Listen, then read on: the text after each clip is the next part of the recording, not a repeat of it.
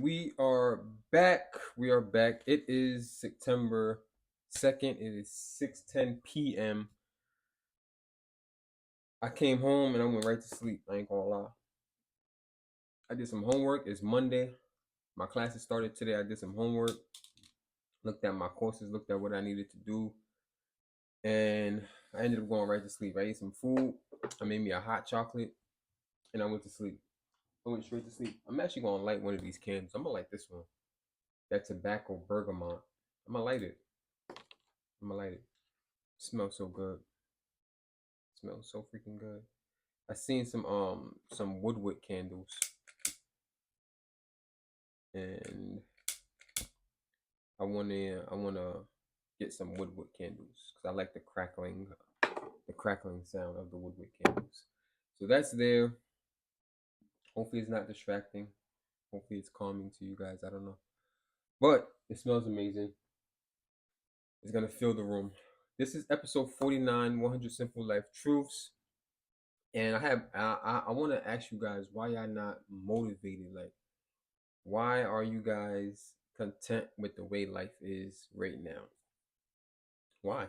There's so many of you guys, there's so much potential that I see in everybody, and I feel like it's being squandered. I feel like it's being wasted. And I don't want to see y'all waste your potential. I'm not wasting my potential, so I would hate to see y'all waste your potential. And of course, things aren't going to just happen. Things aren't just going to happen. You have to put the work in, you have to put your foot in, you have to do it. But why I need you guys to do it. I seriously need you guys to do it. Like, to be in my circle, you gotta be able to show your work. Show your work. And your work doesn't have to benefit me at all. I need you to benefit yourself. I need you to work at getting your things correct. So that's all I have to say in the beginning of this episode. You know how I do. I filibuster throughout the episode, talk, and we're gonna see. We're gonna see. It's episode 49, 100 Simple Life Truths. We are almost halfway. We are almost halfway. And if one of these episodes hasn't clicked to you yet, and you haven't like shared it to like some of your closest friends to like put them on their right path and to have them hear and see what you see in terms of your future and their future and just getting the ball rolling, then something's wrong. But it's okay because we still got 51 more episodes for you to just catch one good episode. Just one episode, because every episode is not going to resonate with everybody, right? Some of the episodes don't even resonate with me, and I'm the one producing it, and this is for me. It's not necessarily for you guys. It's something that I'm doing for me, but bringing you guys along in the journey. Bringing you guys along in the journey. So, today's actually Labor Day. Today's actually a holiday, which is cool. Holidays are cool. Other than that, we're gonna get straight into it. I hate when I say we're gonna get straight into it, like I wasn't just talking for like 5 minutes. But we're gonna get into it. I'm your host. Take a seat. Come sit down, enjoy, listen. Maybe you're listening to this on your way to work. Maybe you're listening to this in the shower after you got off of work. Maybe you're listening to this right before bed. Listening to this as you're driving. Just listening. You don't necessarily have to watch. You don't necessarily have to take notes. Just let the things that mean something to you stick with you, and whatever doesn't apply, let it fly. Classic. If it don't apply, let it fly. So this one is called "You Can't Protect Your Bubble." You can't protect your bubble. And how do I feel about that? Um, I agree. I agree because bubbles are fickle and easy to pop. You can blow a bubble and gust of wind can blow it out. Someone random can come blow it out. Bubbles are easy to blow out. So, in the literal sense of a bubble, you cannot protect it. What he's talking about, I'm not too sure yet. I haven't read it, but we are going to get into it and we're going to see what he's talking about. So, let's get into it. Oh, and I have my quote. I have my quote. I still haven't actually like reading it. I actually like reading because I can memorize it like that's like easy if I wanted to, but I actually like reading it. I like reading it. So he starts off with, as life progresses, the oversold romance and idealism starts to wither away. The good guys don't always win. Telling the truth isn't always the best policy, and you realize that no one promises the world would be fair. Correct, correct, correct.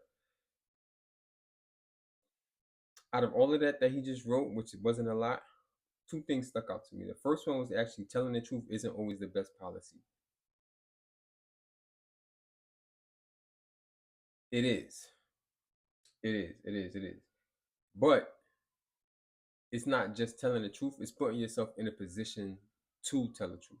If you put yourself in a position where you know your actions, you're gonna have to lie about your actions, then you're wrong. Then you're doing things wrong.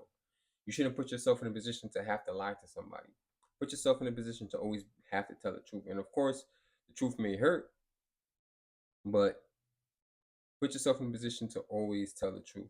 Always tell the truth. And you don't want to have people stay in your life based on false pretenses or based on lies that you told them. Based on lies that you told them. Because if they knew the truth, they wouldn't like they wouldn't keep you around in their life. You know what I mean? They may feel betrayed or whatever the case may be. So yeah, telling the truth is the best policy, but putting yourself in a position to not have to lie is the context. And the good guys don't always win. That sucks because I'm trying to be a better guy, not necessarily a good guy, and I want to win. I want to win. It says not always, so it's relative, but I want to win. And I want my people to win. I want y'all to be good guys, do the best y'all can in life, and be as good as you can be, and win. So he goes on to say the issues aren't these realities, they're not even the cause of our misery. The issues are the relationships we hold with these realities and how unhealthy they can become. The happy ending only exists in the movies and fables, and it doesn't bother me to understand this. It's liberating. It liberates me from that expectation. And I've told you guys about having expectations, what expectations do, and how to control your expectations. Live with Have expectations, but don't tie yourself to them. Don't be so defeated when those expectations aren't met. So it liberates me from that expectation. We don't need to be in these bubbles. They do nothing for us but set us up for a pop. The longer it takes, the higher we floated, the harder the fall. Agreed. Agreed. Agreed. Agreed. That fall from grace, that fall from being high, that fall from just being like great. I fell. I fell like damn. The weekend song is coming to my mind, but I fell, and I used to be up like not to be political, but during them Trump years, I was up. I bought a house, getting new cars, traveling. Everything was beautiful, beautiful. And then if I look at how my life was back then to where it's at now, I think back then I was better. I was better. Like I was more advanced in life. But I'm not saying I'm down or not advanced in life right now because I'm still from my comfort zone. I'm very comfortable right now, even though there's a lot of things that can be better or a lot of things that were more controlled back then than they are now. And I wouldn't necessarily say it was a pop or I had expectations or anything like that. This is like kind of a segue or not really pertaining to this topic. But yeah, yeah. The higher we float, 'cause I was floating, I was up. Everything was just hitting. All the pieces just hitting. And now some's hit, some is missed. Some is hit, some is missed. So he goes on to say the fear of uncomfortable ideas and uncomfortable situations and uncomfortable places rob us of an amazing potential we have. Yeah, don't. Hmm. The fear of uncomfortable ideas and uncomfortable situations and uncomfortable places rob us of the amazing potential we have. Okay, so don't be. I feel like he's saying don't fear the uncomfortable. Don't feel uncomfortable because there's no growth in your comfort zone and there's no comfort in your growth zone. So as you're growing, it's going to be uncomfortable. You're going to start learning things about yourself that maybe you wish you never knew. that you start to see as you interact with people, as you deal with certain situations. You realize that, damn, I'm just inherently this way, and it's hard for me to change it. But part of changing is acknowledgement, acknowledging the things that you feel you can be better at, and going for it, going to change it, fixing it, however, whatever the situation may be, or whatever the trait that you discover about yourself. It is what it is. It might be an uncomfortable idea. You might have to put yourself in uncomfortable situations in terms of your growth.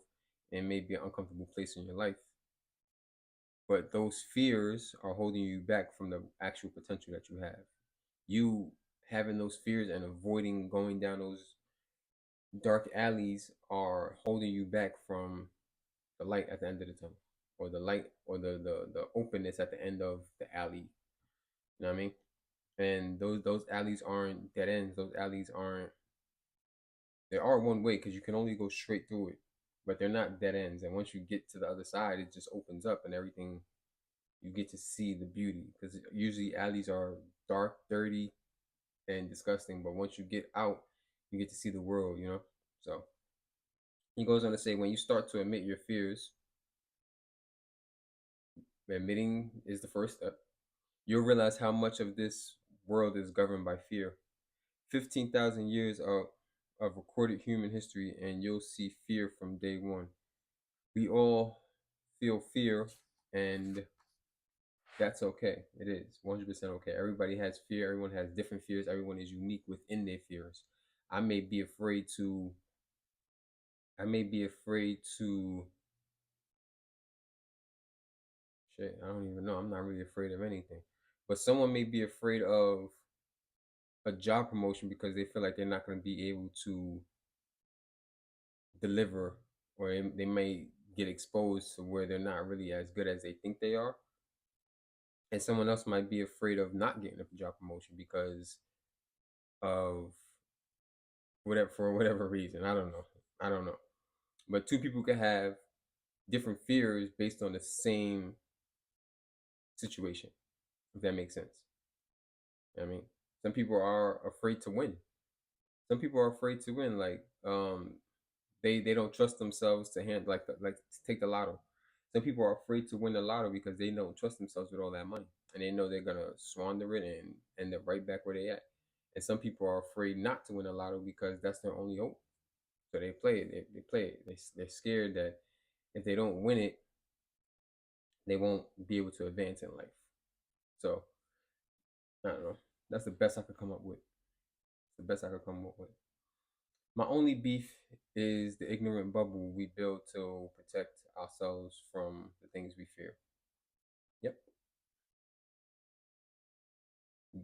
Dealing with the things you fear and not living in that bliss is going to make life so much better for you. Because as you're going through those fears and you're getting over those fears, you're gaining the tools that you need to get over fears that you don't even know you have yet. The truth is in the pin that bursts those bubbles. The truth is in the pin that bursts those bubbles.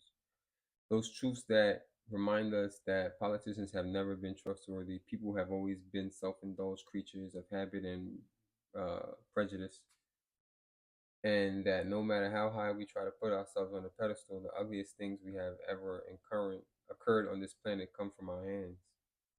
We are Hitler. We are Osama. We are Obama. We are Genghis Khan. We are also Steve Jobs, Baba Nayak, Bruce Lee, Bob Marley, and Rummy. I know all but two of those people. Okay. Guess I got some research to do. So basically, he's saying that at the end of the day, we are all one. We are all one.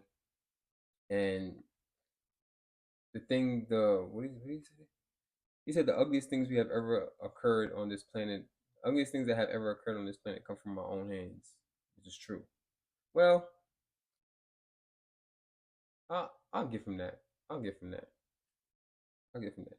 We are everything we hate about this world, and we are everything we love about it. The biggest problem is we never see the we, only the you and the me. In the brief moment, in life, when the ego melts, beautiful things happen. But in the brief moments are just that, brief. As brief as they are, I think they're worth sticking around for. Let those bubbles pop and taste the fresh, delicious air. Let those bubbles pop. The fresh air tastes delicious. Taste the delicious fresh air. Same thing. The fear of uncomfortable ideas, uncomfortable situations, uncomfortable places rob us of the amazing potential we have. Yeah, yeah. Your fears are holding you back, and I can say that because even though I am still technically afraid of roller coasters, it's not necessarily roller coasters I'm afraid of. I'm afraid of heights and high speeds. Afraid of heights and high speeds together, and open space, because I can be in a plane which is super high and it's high speed and not have no problem. I love traveling. I love being on. I actually love being on, like, being on a plane is the most calming thing to me in the world. Literally, like, I'll just travel just because I want to get on a plane. Not even It's not even the destination. It's the process of being on the plane and just being. That's why I like taking long flights, 12 hours, 13 hours. I want to take that 15-hour flight to Doha, and I just want to just be on the plane. Something about just being on planes, which is higher and faster than a roller coaster, but I'm afraid of roller coasters. And being afraid of roller coasters is robbing me of the potential I have to enjoy them. In terms of every time I get on a roller coaster, I actually have fun. It's the build up, it's the anticipation of being on that line. You waiting on that line for an hour, get on the freaking on a roller coaster, and it's over just like that. So all that fear, all that wasted time, not necessarily wasted time, but technically wasted time of me being on that roller coaster line, waiting, finally getting to the front of the queue, getting on the roller coaster, and the whole time I'm scared. I'm trying to talk myself out of it. Nah, I don't want to do it. I'm not gonna do it. Da da da. What if this happens? What if that happens? What if this happens? No, I'm scared. Da da da. I might pass out. Blah blah blah blah blah blah blah. I get on the roller coaster. I'm screaming. I'm having fun. Actually enjoying it. Like I'm present in the moment. I'm in the moment and I'm enjoying it. Of course, there's little fears. There, it goes up, it goes down, and it's exhilarating. It's giving out my adrenaline. And once I'm off of it, off the ride, I've experienced the pleasure, and I no longer remember. I no longer remember the buildup or the fear that it took me to there. But now I understand. But now all I remember is the fun that I had on the roller coaster. So I could have worried, or I could have used my brain power on something else instead of worrying about the roller coaster. When at the end of the day, I was just gonna enjoy it anyway. So yeah, that was good. It's true though. Like, it's true for me, because a lot of people, they be on that line, they be excited. They be excited. Some people don't even talk about the roller coaster when they're on the line. They talk about so much other things. Then they get on the roller coaster, they enjoy it. They enjoy it. And when they get off the roller coaster, they go back to their regular lives. They don't even talk about the experience they had, because they live so much in the present that the roller coaster is literally, they're only focused on the roller coaster when they're on it. When they're off the roller coaster, it doesn't it has no bearing on their life. It was the past. They enjoyed it. It's part of them. It's part of the experience they had at this amusement park. But they're not tied to that experience. They're going on to the next roller coaster, going on to the next roller coaster, going on to the next roller coaster. Then at the end of the day, they have all these experiences and they can talk about it. You know what I mean? And that I guess that is an analogy for old age. At the end of the day, once everything is said and done and you're old and you lived your best life, you go back and you talk about those experiences. So at the end of the roller coaster day, at the end of your amusement park fun-filled Sunday fun day, you sit back on your drive home. You're like, oh yeah, remember that? Remember the food that we had? Remember, man, that ride. What was your favorite ride? Yeah, I like that ride too. Next time we go, I'm gonna go straight to that line. Da da da. Yeah, we should get the fast pass next time because we could have got on more rides quickly. Yeah, you know what I mean? So yeah, don't let the uncomfortable ideas, uncomfortable situation, uncomfortable places rob you of the amazing potential you have for fun, enjoyment, and seeing how beautiful this life is in the present. In the present, you can be nervous or scared about what you got to do tomorrow, but let that be brief. Live it when you have to live it. Don't live it twice. Live it when you have to live it. Don't live it twice. Simple as that. It's simple. It's simple. It's easy said. It's easier said than done. But I think I think we all can do it. I think we all can do it. We put the right foot forward. We put the right foot forward, and we are more cognitive of what we're thinking about and how we're thinking about it. In terms of, we could think about the same thing in a negative light and in a positive light. We control those negative thoughts to a minimum. We minimize the negative thoughts and increase the positive thoughts, and then everything starts to slowly make sense because we live in the moment. We live in the moment. Once you start seeing yourself having negative thoughts to something that's coming up in the future, you forget it. You forget it. I'm not saying don't be prepared. Don't think about worst case scenarios. Just don't tie yourself to them.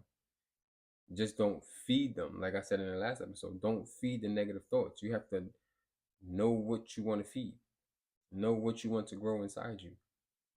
If you want to be a negative person, hey, feed the negative thoughts. Be my guest. If you want to be sad and whatever the case may be, hey, be my guest. I'm not going to stop you. But I'm telling you, it's better out there. It's way better out there. With that being said, hopefully y'all learned something about yourselves. Hopefully y'all are living in the moment, living in the present, enjoying it, enjoying the present. Whatever it is that you're doing right now as you're listening to this, hope you're being present. Hope you're being present in the present and not necessarily worried about the future too much. Know that the future is gonna come and you're gonna be exactly who you are. You're gonna be exactly where you are, exactly when you are. I don't know, I was trying to say something. Anyway, y'all know what time it is. I got my handy dandy quotes. And as y'all know, y'all can say it with me or y'all can just listen and take from it what you will. Tell me how y'all feel about it. Y'all could leave in the comments something that you worried about, something you wasted time worrying about, to where you worried, and when the time came for you to actually deal with what it is that you had to deal with or what it was that you was worrying about, it ended up being completely different. It ended up being smooth. You know what I mean? And it wasn't smooth because you worried about it. It was smooth because it was always gonna be smooth. It was always gonna be smooth. So remember, your pain is the breaking of the shell that encloses your understanding. Your pain is the breaking of the shell that encloses your understanding. Or the breaking of the bubble, the popping of the bubble. I don't know. It is the bitter potion by which the physician within you heals your sick self. Therefore, trust the physician and drink his potion in silence and tranquility. That's it. That's all I have. That's all I have. Hopefully, y'all come back for the next episode because this one's